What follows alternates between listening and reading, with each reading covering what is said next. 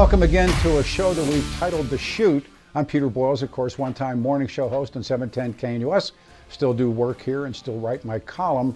But I get a chance now to do this on YouTube and on the internet, and we've dubbed it The Shoot out of pro wrestling. I have never spoken to this man face to face. I am a huge fan.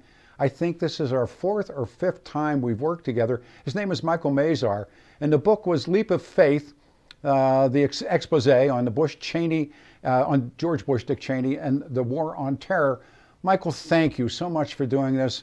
I'm a huge fan of your work, and again, welcome to The Shoot, and thank you. Well, thank you so much. You're very kind, and it's great to talk to you again.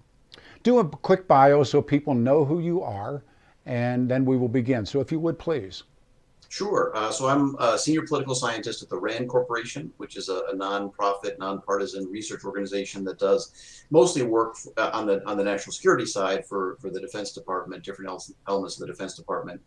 I've been in D.C. about 30 years, doing work on all aspects of national security on Capitol Hill and the Pentagon, Navy Reserve, a couple other think tanks, U.S. National War College, working with senior military officers. So I've been in the field for quite a while now.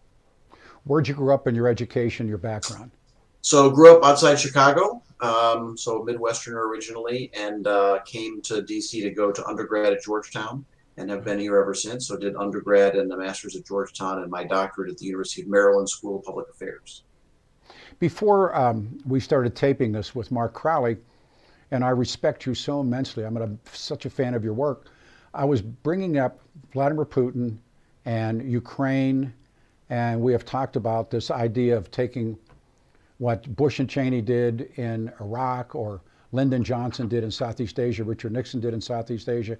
We've talked about these moments where a major power tries to make a decision in the third world. Not that Ukraine's the third world, but the others certainly are. How does this is away from your work on Iraq? How does this end for Putin? How do you see this? It's a little hard to tell right now, partly because some of what's been going on the last few days, last couple of weeks, in terms of statements out of Russia and some of the reporting about how they're trying to organize these referendums or plebiscites in some of the occupied areas to permanently break them off of Ukraine. It's hard to see now how you get to a negotiated solution. So, There's a variety of avenues that Putin could take. He could, for example, right now they're calling it a special military operation, just as American administrations were always hesitant to declare war formally, right? Yeah. They've called it something different. He could declare war on Ukraine and call for national mobilization and redouble the efforts. He could also try to end things on his terms by saying, we have won, we've occupied these critical areas, it's time to end this war, we have succeeded, and now we want Ukraine and everyone else to stop fighting. And the idea would be to kind of freeze in place some of the territorial gains they've made in the east and the south, and then put the burden on Ukraine and the United States to keep the fighting going. He would then tell the world, well, we're stopping, so it's time to remove the economic sanctions. He'd get support in China from that. And his goal would be, in 2014, they took one step and got Crimea and created instability in certain areas of far eastern Ukraine.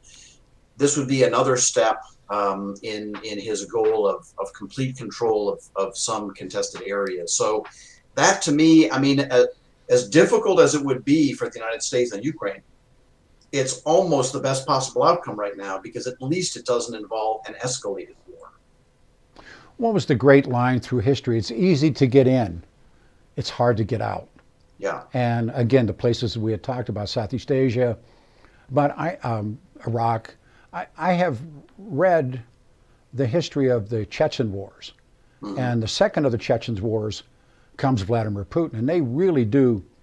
They're with apologies, but they're scorched earth like Barbarossa. Yeah. They just burn it down.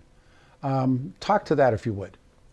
So that has been, part of their military tradition, you have to say. And we've seen apparently elements of that approach in, some of the areas of Ukraine. and whether they intentionally are attempting to cause that sort of damage in the public domain. We just don't know exactly what their intent is. Is this just a byproduct of military operations, the destruction of cities like Mariupol, or do they have an actual conscious strategy of causing as much pain and damage as possible? We just don't know. But certainly, it's one of the interesting things about this is there are a lot of comparisons to some U.S. wars in Iraq, Afghanistan, Vietnam. But, and it's tricky because those comparisons are very real. It is also right to say, I think, that there's not a moral equivalence between what Russia is doing and what the United States did in Iraq. I think of them as, somewhat different on that scale. But a lot of folks can't, it's difficult to sort of make a comparison without seeming to say that something is completely equivalent. You know what I mean? I mean, history is what it rhymes, and there's exactly right. Yeah, I mean, there's always an out card someplace. But did you believe? Because I was never quite sure that Putin would actually invade. Did you think he would do it? So, I was just taking, I'm not a professional Russia specialist, I was taking the advice of folks that I really respect, like my colleague at RAND, Sam Cherup, like Michael Kaufman at the Center for Naval Analyses, or CNA. They and some other people that I really respect were saying their knowledge of Russian politics and military operational realities told them, as of the last couple of weeks before they went in, that it probably couldn't be a bluff, that it wasn't going to be a bluff. So, there were definitely folks who were right, who said, yeah, he's going to do this. I've read his life. I've read 2 books about him. He is a different guy than we think he is. He's portrayed one way, but, they were old Bolsheviks. His grandfather was a Bolshevik. His father was in the Red Army as a submariner, and his mother christens him in the church, and he's a KGB guy, but he's a lawyer. He's all these different things. He's how do you see him in terms of history, and how does Putin? Who is he? I guess is a better way to ask the question. Well, so again, I'm not the study of Russian history and Putin is not my specialty, so I'm reluctant to be. Yeah. But just from a sort of a strategic perspective and putting him in sort of historical context, some other work I've done is about the origins of anti-Western radical movements. So particularly sort of the 1930s in Germany and Japan, people forget that the Nazis and Imperial Japan came out of ideologies that were not just about, Hitler took advantage of it, but there was a long-standing sense of anger and grievance at the West, believing that the world community was against them, believing that they were the victims of conspiracies around the world, a sort of glorification of the true or right people, all these kind of things that we see in Russia again today. I was going to ask, but also I see it in the United States today. Well, there are hallmarks of it all over the place, absolutely. Yeah, and there are certainly movements in the United States that are, and so to me, Putin, the great, and one thing that I'm not sure anybody really knows is he definitely has some people around him, some ideologists and top aides like this guy Nikolai Patrushev and others who are spouting rhetoric that is very similar to this kind of historic pattern. How much Putin actually believes it, I don't think people know, but as you have said, there are things in his background and tradition and his experience of the last 20 years, my worry is that when he says the United States and the West are trying to destroy Russia, it's not just for public consumption. He may actually believe it. Well, and as a reader of Joseph Stalin, and Stalin to Wilhelmina, and they're talking about what are we going to do? Just finished a book called Dresden that I just thought was wonderful. And when they're debating at Yalta, okay, what are we going to do with these guys? The war is coming to an end. And Stalin writes this letter, and he says, twice in my life, they've come. Yeah. Let them unify. They'll be back at our throats again in a generation. They're talking about the Germans. Yeah. And when you go back and you read all this, even the early Bolsheviks, or even Peter the Great, or Nicholas. They're selling that Russia versus the world, and I've talked about it many times. And is the Ukrainians side with the Nazis when they come, and there were Ukrainian SS divisions, and they flew back the other way. And I've read that the Civil War, or the war in Ukraine, they continued to fight into 46 and 47 to not let the Red Army back in. And so they have this clash has been there since before the Romanovs. And I think that plays out in it as well. And Putin is whom? Don't know. Yeah, so I mean, obviously, I can't speak to the Ukrainian World War II experience, but I do think, as you're saying, I mean, one of the tragic things is that it's really time for Putin to realize that when, those kinds of things that Stalin used to say, they've come twice, they'll come again. That isn't happening again. It really just isn't. I mean, unless something radically changed in West European politics. But even today, the radical movements in European politics, the far right movements, they are not anti-Russia. They are mostly pro-Russia. So countries like Germany, France, Denmark, the Netherlands, Sweden, Finland, these are not countries that are putting any emphasis on offensive military capabilities. They have absolutely no conception. Now, the way the Russians interpret it today has gone from sort of a military to a political ideological offensive, in the sense of these color revolutions that swept through Europe, including Ukraine. And so they think that the West is trying to, replace their regime and their system with that sort of, but that's not a military attack. Now, we played into their narrative with NATO enlargement, I'm afraid. Yep. And that's another issue that's become totally politicized. And anybody that mentions that NATO enlargement may have provoked Russia is viewed as a Putin apologist. Mm-hmm. But we don't have to justify his invasion to say that if we were in their position, it's been fascinating. Just recently, you may have seen there are these reports of China reached a new agreement with the government of the Solomon Islands to provide for an airbase, right? Yeah. So what did the United States and Australia immediately do? They go to threaten the Solomon Islands and say there will be consequences if you allow Chinese military forces here. So this is an island that, 6,000, 7,000 miles from the United States. Yeah. And we are unwilling to accept Chinese military presence there. But then we expect Russia to accept NATO military presence on its very border.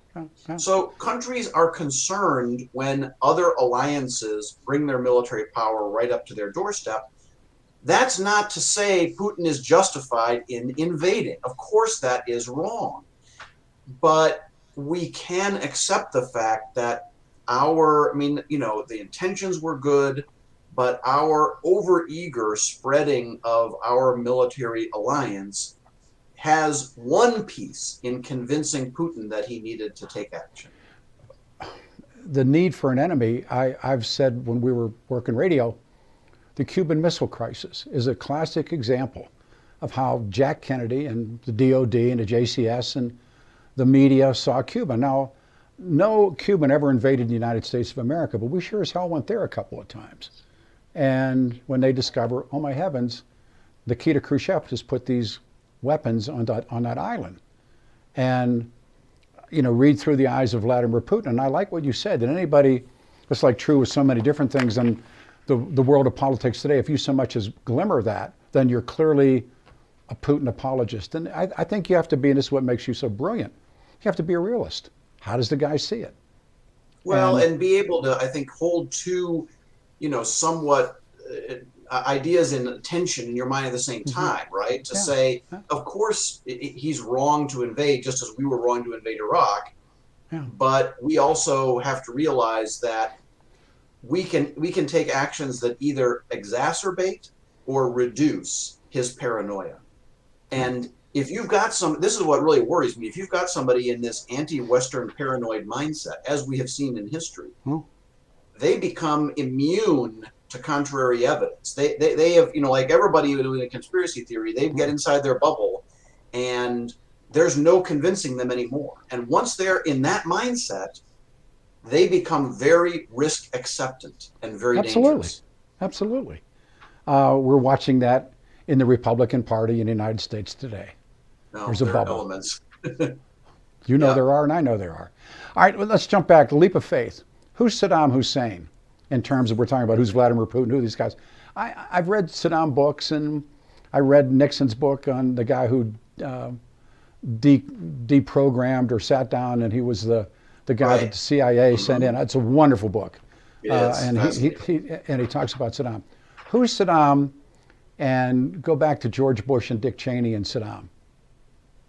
Well, I think Saddam in a lot of ways is just a classic malignant narcissist dictator. I mean, he's a guy who, brutally, I mean, it's similar to Stalin in some ways, and those comparisons have definitely been made. He's a guy who had a troubled childhood that I think left his moral compass badly skewed. He brutally fought his way to power that left him with a general view of politics that it was conflictual, violent, amoral, and saw himself as the kind of rightful leader of the Arab world, and obviously wanted to make his Iraq sort of the shining beacon for a new Arab unity, in an incredibly sort of self-absorbed way, and was willing to go to war on multiple occasions to achieve that. Oddly, there were a lot of times when he thought that the United States ought to be his natural partner in all of this. And we were. Yes and no. I mean, I think the first Bush administration sort of flirted with him, but fairly quickly. I mean, I think there's an idea that the United States really embraced him during the Iran-Iraq War, but when you look at the declassified materials, they had a sense all along that this guy was way too brutal to be a really sustainable partner. Fairly quickly after Baker sort of went to engage with him, and there was consideration of some aid and all that. Fairly quickly, some of his behavior began to make the U.S. think this guy's not really. I mean, he was never viewed as sort of in the catalog of U.S. Middle East allies and friends in the same way as like Saudi Arabia would be. So yeah, they kind of had a little bit of a flirtation going on, but they didn't fully embrace him. But on his side, he thought, why aren't these Americans my friend? I'm standing up against the Iranian threat. Well, and what was either your book or Nixon's book or somebody who he's watching the towers fall. Yeah. I think he's sitting with Tariq Aziz, and they're watching it on CNN, and he is quoted as saying, "Now George Bush will understand." Yeah.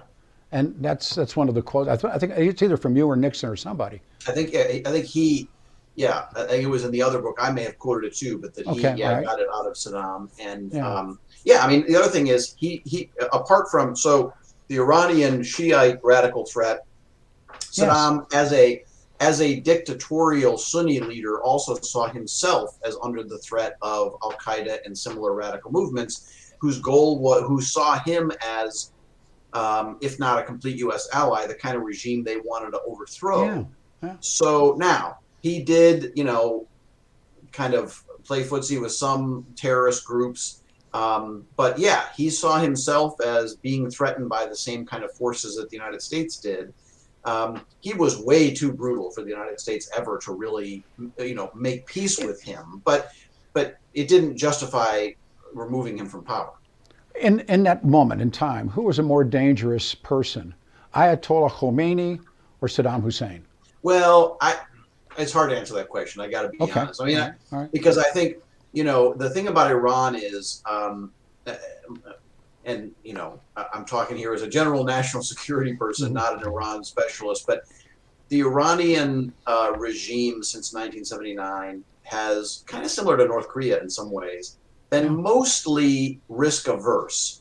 I mean, a great recent example is when the United States took out Soleimani, really their sort of top, the head of the spear of their regional effort to gain dominance. And they shot some missiles back at a U.S. base. But in terms of what a lot of people were worried about, in the immediate aftermath, they really didn't do much. Saddam, what Saddam did with Kuwait in 1990, and talk about, deciding whether somebody's going to go. I was in the Navy Reserve at that time. The weekend before he invaded, was working in a military intelligence office at the Pentagon, the Joint Chiefs Office, and we were working on the Middle East Africa desk, and we were looking at all the intelligence coming in, saying, is he going to go or not? Is this a bluff or not? And at our level, nobody really knew. Now we know at high levels they were getting intelligence from, or they were getting opinions from other Arab leaders that it was a bluff and he wouldn't invade. But what Saddam did in terms of invading to conquer Kuwait was something really in terms of the projection of power to destabilize the region beyond what the Iranian regime had done and arguably has done. So, they were both really dangerous. And that's why the United States had a policy at the time of what they called dual containment, which is they're both a threat. We have to deter both of them, so it was hard to pick. There's a story that's shown up in a number of books. There's a woman named April Gillespie. Right. And allegedly, Saddam went to her. Tell that story, and do you buy the story? So she, and this is in her reporting cables to the State Department, and Saddam, I think essentially confirmed the story. So on the verge of the invasion of Kuwait, April Gillespie, the ambassador, was called in to see Saddam. I forget why, but she went to see him. And the problem is an ambassador can only say what they are authorized by the State Department and the U.S. government to say, right? She had not been told, warn Saddam that if he invades, we'll come get him. She had not been told that she could say that. So she couldn't say it. She can't take that initiative to commit the United States on her own. And the general U.S. policy, as it is, interestingly, today in some parts of the world, like in the South China Sea, is we did not take a formal position on the territorial disputes at the time. So that was basically what she said. He said, well, this dispute's going on. Kuwait is being unfair to me. They're keeping oil prices low. And she said, well, the only thing I can say is official U.S. policy is this.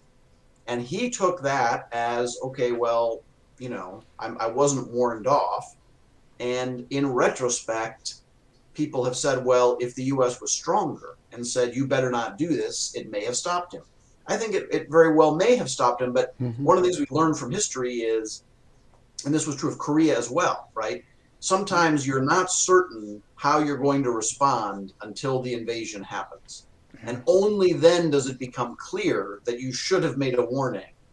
And this is true of Ukraine as well. We're doing a lot more than most, I think, even U.S. officials would have guessed we would do to support the Ukrainians, partly because some of them thought the Ukrainians would collapse pretty quickly. So an invasion has a way of clarifying the mind. So yes, there was a meeting where the U.S. did not issue an adequate warning. That probably contributed to Saddam's decision to invade. But it certainly wasn't April Gillespie's fault. And, it's just common in history that countries can't kind of focus enough to get the political will to make that sort of a threat. When Saddam invaded Kuwait, was that, when ultimately, it's rounds of a fight, and Saddam, I've read that he was a quasi-ally, that it's like the enemy of my enemy is my friend. So the United States had gone through the seizure, overthrow the Shah, the embassy siege, and here's Ayatollah. And you weigh and measure, well, Ayatollah is worse than Saddam and the war's on. We will help Saddam. And now he does this, but he doesn't believe, or at least from my reading, he doesn't believe the U.S. will react. Yeah. And was that the beginning of what ultimately will happen when Bush and Cheney come after him? So I think there's a similar attitude even then, even in 2001, 2002. Apparently, the best reporting we have, including, as you say, from some interviews with Saddam himself in captivity, is that it took him a long time to realize that they were really serious, that they were actually going to try to come and get him. And then by the time he did, I think he sort of he appears not to have had a period where he said, "Oh wow, I better really cooperate with the IEA and let them see Yeah, everything yeah, to avoid yeah. this war." He kind of defaulted immediately to, "Well, if the Americans come, we're going to bloody them. They're going to see Yeah. what happens." So, but that's I feel like that's a as we were sort of talking about at the beginning, Yeah. leaders and nations can engage in amazing amounts of wishful thinking about the prospect of war, how easy it's going to be, whether or not the other side will attack. Yeah. As you were saying, we did it in Vietnam, we did it in Yeah. Afghanistan, we did it Yeah. in Iraq, the Soviet Union did it in Afghanistan. They did it to a degree even in 1968 when they went into Czechoslovakia. That ultimately had very serious echo effects on the stability of the Soviet Union as a whole that they didn't anticipate. So that kind of wishful thinking and motivated reasoning is always dangerous. In this moment with Saddam, and again, I come back to some of your work and Nixon and other people, where he really doesn't think. I mean, he's saying George Bush will now understand. And I've seen how the Bush Cheney people or the Cheney Bush people, they changed the course of a mighty river, as Superman said. Why? I mean, trying to understand this tragedy. Why do Bush and Cheney do what they did? There's no evidence. Well, so first, I think, and as you know, in the book, I again make sort of two judgments a little bit in tension. That this was a mistake, it was a tragedy, arguably a worse tragedy than Vietnam, but also that, as with so many of these cases, as with Lyndon Johnson in Vietnam, they thought they were doing the right thing. In terms of the evidence, as you say, they were told by as we know, this has been endlessly raked over, but the intelligence failure of the time led them to believe that there really was information that Saddam was potentially developing more weapons, that he was connected with various kind of terrorist groups. And it fed, I mean, yes, if you step back and said, I'm very skeptical of all that. And there are people that did do that, and they were turned away. Well, that's true. So that's just, there was evidence in 1965, that a loss in Vietnam was not going to trigger all the dominoes, and B, that there was no way we were ever going to punish the North Vietnamese sufficiently to win. There were people who said that, and they were turned away. Their government did its own study called the Pentagon Papers that said exactly that. Well, they knew it. Right. I mean, the Pentagon Papers sort of drew together a lot of work that had been done, but a lot of it mourned that. And of course, what it revealed was that even a lot of senior officials knew or strongly suspected. And in fact, McNamara, by one book that people don't hasn't got the attention it deserves, I think, is Daniel Ellsberg's memoir. I've read it, and I've met Ellsberg. Yeah. Oh, great. Yeah, and I've worked with him years ago as well.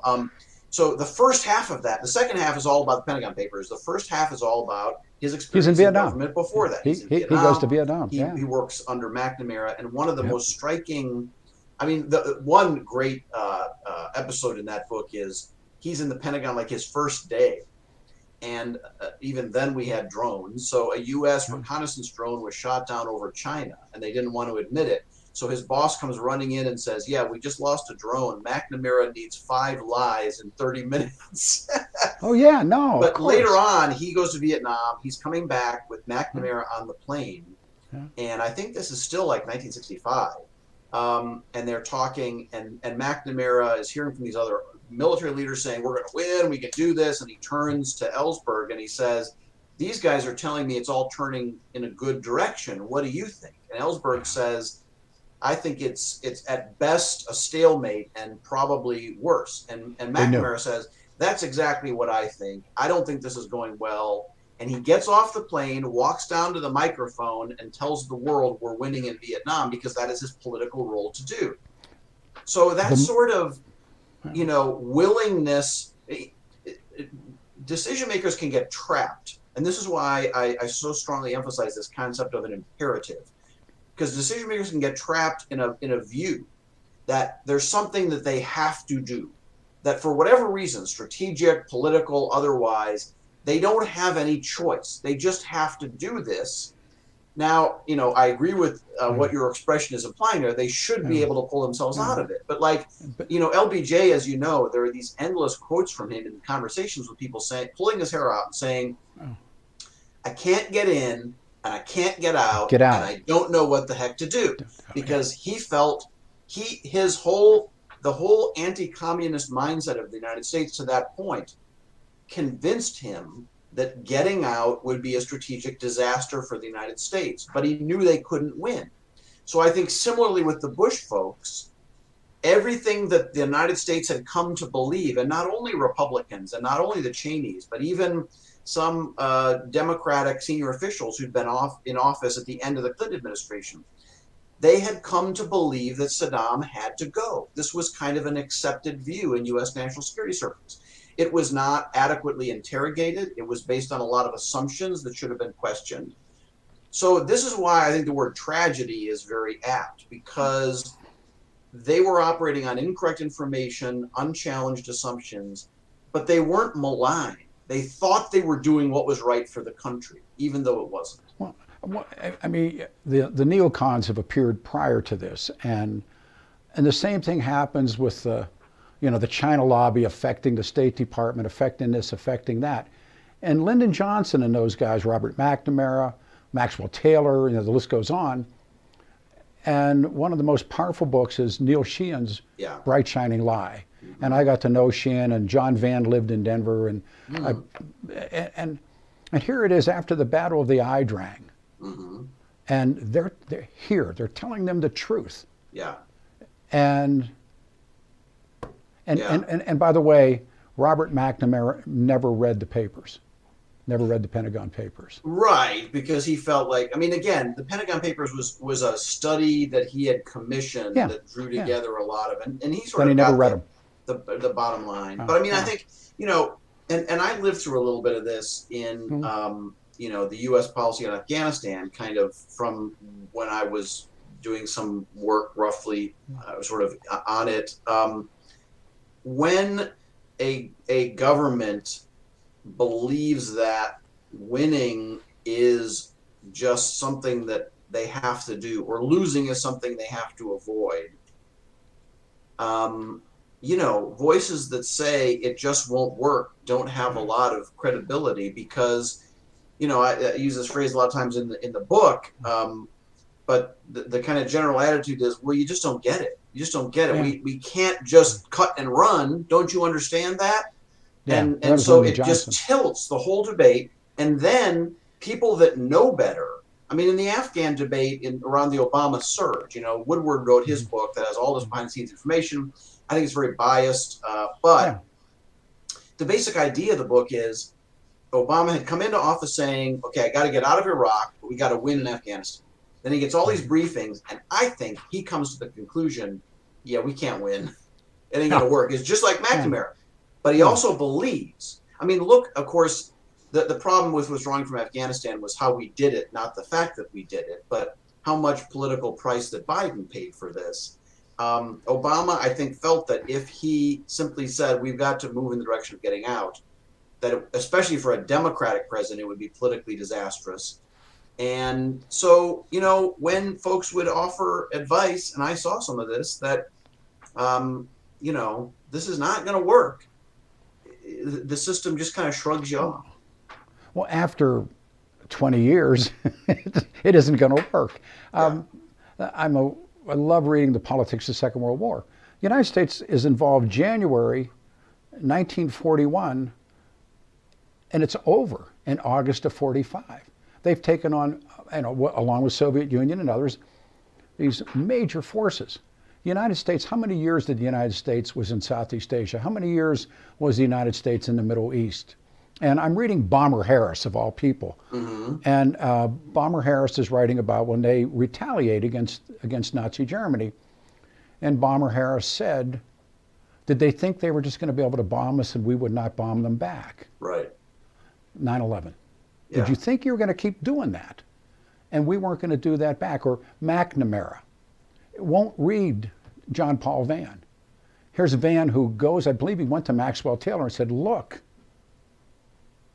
it didn't matter because Robert Rumsfeld ruining people's careers, who would come to him and say, look, this is wrong. Right. Now, well, I mean, there's no apologies for this. There's no explanation, or at least in my mind. The apology part is exactly right, or accountability for it. I think that's a problem for a democracy. But I will tell you again, from having been a little bit on the edge of some of the Afghan debates, part of the problem is that in the middle of those situations, it's not like all the people who know a lot about the situation are saying it won't work, and you know what I mean? In that case, when the U.S. was talking about kind of redoubling its commitment, making surge, winning, blah, blah, blah, you had longtime Afghan experts who were saying, we've got to try this. You were saying folks who've been on the ground who were saying, we've got to try it.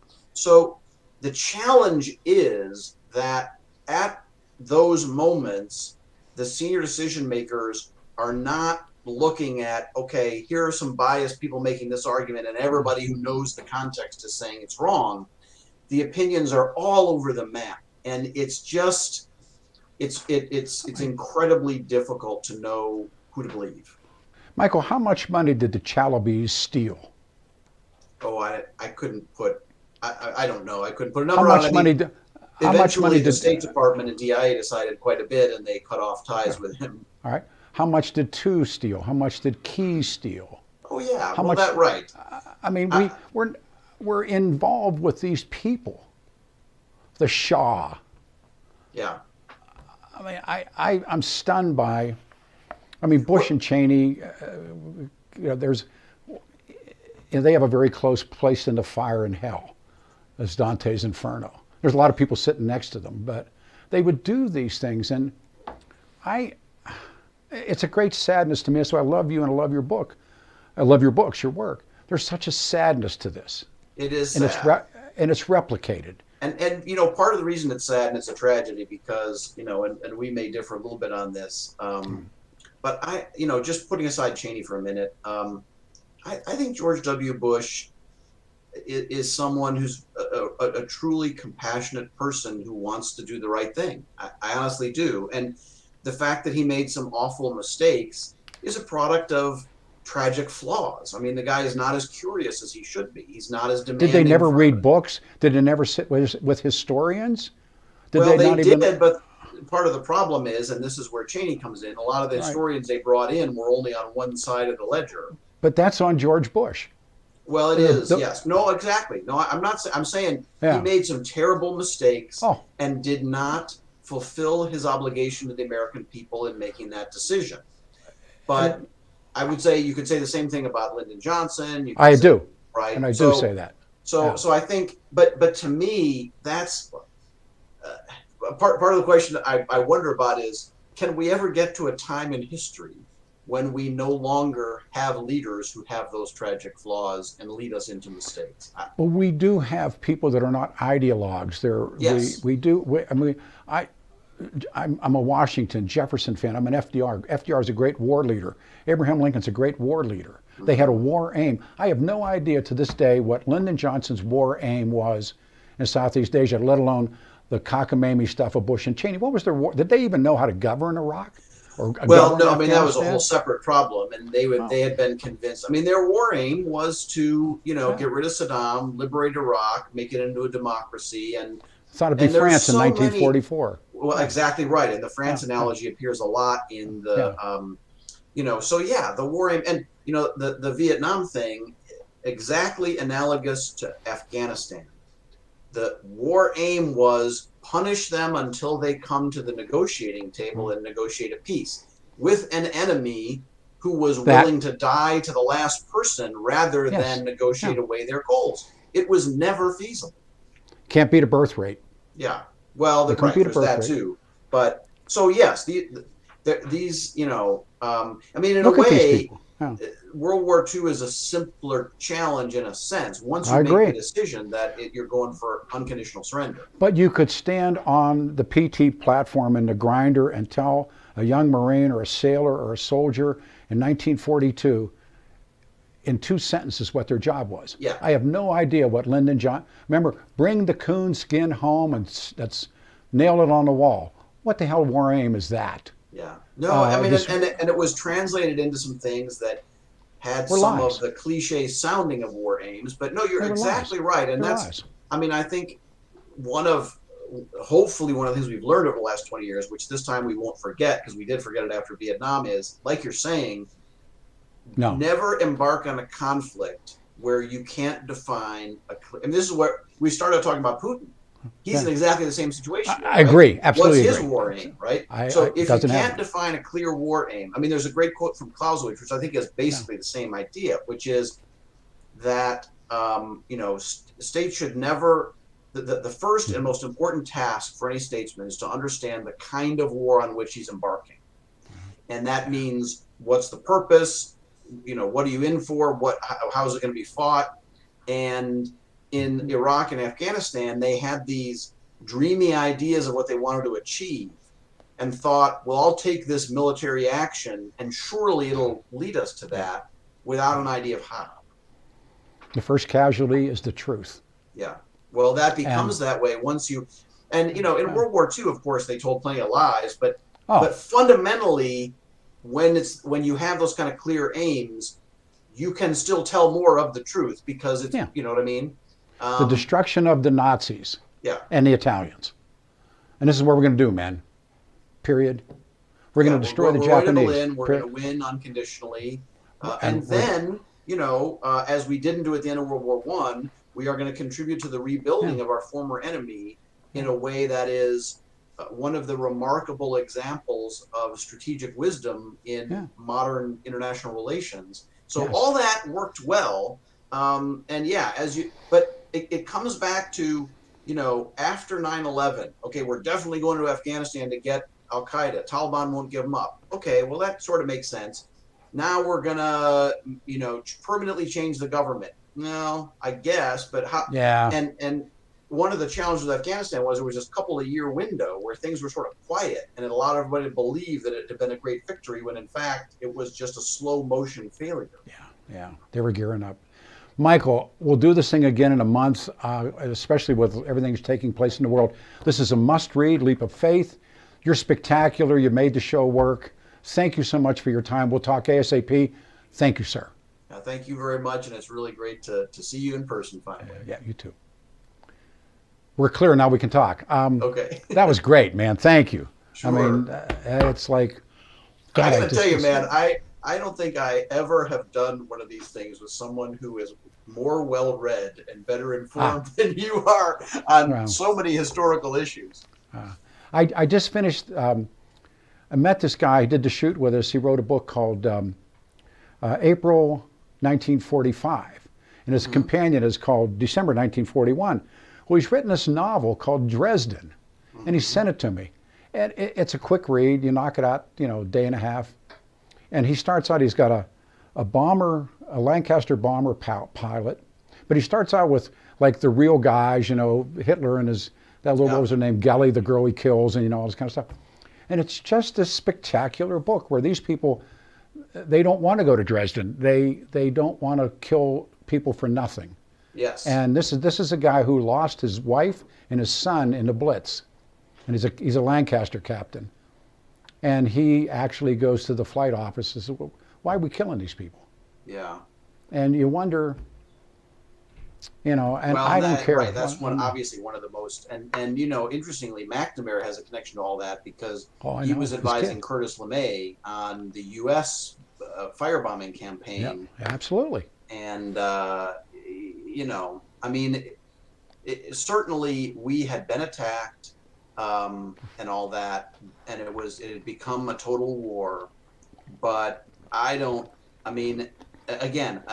find overall U.S. behavior in the world to be morally equivalent to that of Russia or whatever. But when you look at that bombing campaign, which was really designed to simply destroy cities and slaughter people, the U.S. standing has to take a hit.